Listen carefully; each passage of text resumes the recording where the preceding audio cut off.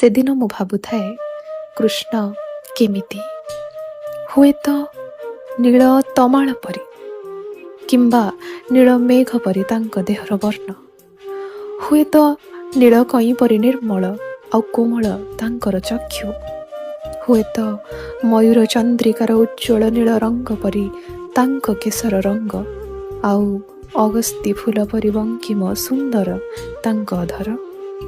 ସଖୀ କହୁଥାଏ, କୃଷ୍ଣ ଯଦି ହୁଅନ୍ତି ଅନନ୍ତ ନୀଳିମା ଆକାଶ, ତୁମେ ସେଥିରେ ସନ୍ଧ୍ୟାକାଳୀନ ମେଘଖଣ୍ଡ।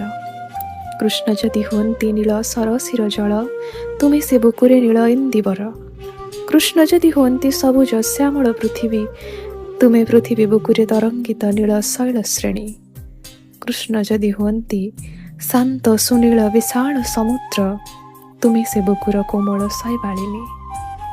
ଠିକ୍ ସେତିକି ବେଳେ କୃଷ୍ଣ ତମାଳ ଲତା କୁଞ୍ଜ ତଳେ ନୀଳ ଆକାଶ ଅସ୍ତ ସୂର୍ଯ୍ୟର ରଙ୍ଗରେ ରଞ୍ଜିତ ହେଇ ମୋ ପାଦର ନାଲି ଅଳତାରେ ପ୍ରତିଫଳିତ ହେଲା ବେଳେ, ସନ୍ଧ୍ୟା ଆକାଶରେ ନୀଳ ମେଘ କେଇ ଖଣ୍ଡ ଜହ୍ନର ପଥ ଅବରୋଧ କରି କଇଁ ସଙ୍ଗେ କୌତୁକ ରଚିଲା ବେଳେ, ହେନା ଫୁଲର ବାସ୍ନାରେ ମୁଁ ମହକି ଉଠିଲି। ଝଲକାଏ ପବନରେ ଉତ୍ତଳା ହେଇ କୃଷ୍ଣ ତମାଳ ଫୁଲ କେତୋଟି ମୋ ଉପରେ ଝରିଗଲେ। ସେଇ ପବନରେ ମୋ କବିତା ଖାତାରୁ ଝରି ପଡ଼ିଲା ମୟୂର ଚନ୍ଦ୍ରିକାଟିଏ। ମୁଁ ଉଡ଼ିଗଲି ଅବଚେତନ ରାଇଜକୁ। ଯୁଆଡ଼େ ଚାହୁଁଥାଏ ଖାଲି ନୀଳ ନୀଳ କୃଷ୍ଣ ନୀଳ।